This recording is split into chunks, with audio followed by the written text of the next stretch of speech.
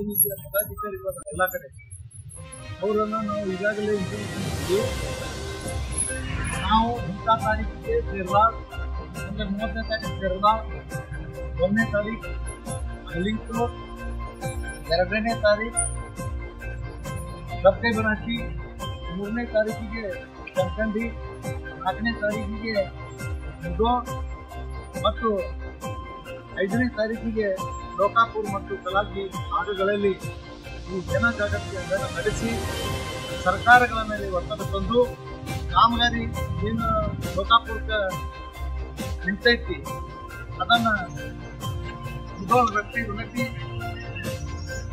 ಜಮಖಂಡಿ ಮತ್ತು ಸೇರ್ದಾಳ್ ಹರೋಗಿ ಕೃಷಿ ಭಾಗದಲ್ಲಿ ಕೂಡ ಕಾಮಗಾರಿ ವೇಗದಿಂದ ಸರ್ಕಾರಗಳು ರೈಲ್ವೆ ಇಲಾಖೆ ಪ್ರಾರಂಭಿಸಬೇಕಂತ ನಮ್ಮ ಒಂದು ಒತ್ತಾಯವಾಗಿತ್ತು.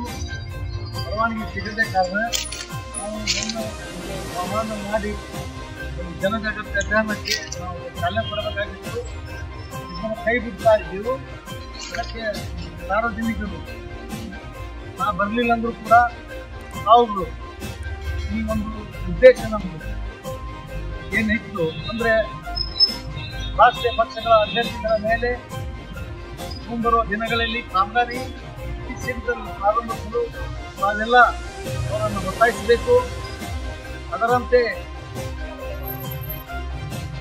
ಅಭ್ಯರ್ಥಿಗಳು ಯಾರು ಆಯ್ಕೆ ಆಗ್ತಾರ ನಿಮಗೂ ಗೊತ್ತಿಲ್ಲ, ನಮಗೂ ಗೊತ್ತಿಲ್ಲ. ನಾವು ನಿರಂತರವಾಗಿ ಕಳೆದ ಒಂದು 20 ವರ್ಷದಿಂದ ಬಾಗಲಕೋಟ ರೈಲ್ವೆ ಮಾರ್ಕೆಟ್ಗಾಗಿ ಹೋರಾಟ ಮಾಡಿದ್ವಿ. ಬ್ರಾಡ್ಗೇಜ್ 10 ವರ್ಷ ಟೋಟಲ್ ನಮ್ಮದು 30 ವರ್ಷದ ಈ ರೈಲ್ವೆ ಅಭಿವೃದ್ಧಿ ಬಾಗಲಕೋಟೆ ಜಿಲ್ಲೆಯಲ್ಲಿ ಹೋರಾಟದ ದಿನಗಳ ಕಳೆದರು. ಮುಂಬರುವ ದಿನಗಳಲ್ಲಿ ನಾವು ಹೆಚ್ಚು ಸಾಹಿತ್ಯ ಗೊತ್ತಿಲ್ಲ. ಆಯ್ಕೆ ಆದವರು ಈ ಯೋಜನೆ ಕಾರ್ಯರೂಪಕ್ಕೆ ತರುವಲ್ಲಿ ಸರ್ವ ಪ್ರಯತ್ನವನ್ನು ಮಾಡ್ತಾರ ಹೇಳಿ ನನ್ನ ನಂಬಿಕೆದ. ಯಾವಾಗಂತಂದ್ರೆ ಸಾರ್ವಜನಿಕರಿಂದ ಬಹಳಷ್ಟು ಒತ್ತಡವನ್ನು ಸರ್ಕಾರಗಳಿಗೆ ಮತ್ತು ಸರ್ಕಾರದ ಪ್ರತಿನಿಧಿಗಳಿಗೆ ಇದ್ದರೆ ಮಾತ್ರ ಸಾಧ್ಯ.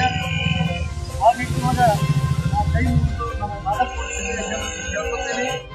ಯಾವುದೇ ಪಕ್ಷಕ್ಕೆ ನೀವು ಹಾಕ್ರಿ, ಯಾರಿಗೆ ಹಾಕ್ತೀರಿ ಬಾಗಲಕೋಟೆ ರೈಲ್ವೆ ಮಾರ್ಗ ಅನುಷ್ಠಾನದ ಒಂದು ಸ್ಪಷ್ಟ ನಿಲುವನ್ನು ತಿಳ್ಕೊಂಡು ನಮ್ಮ ಅಮೂಲ್ಯವಾದ ಮತವನ್ನು ನೀವು ಚಲಾಯಿಸ್ರಿ.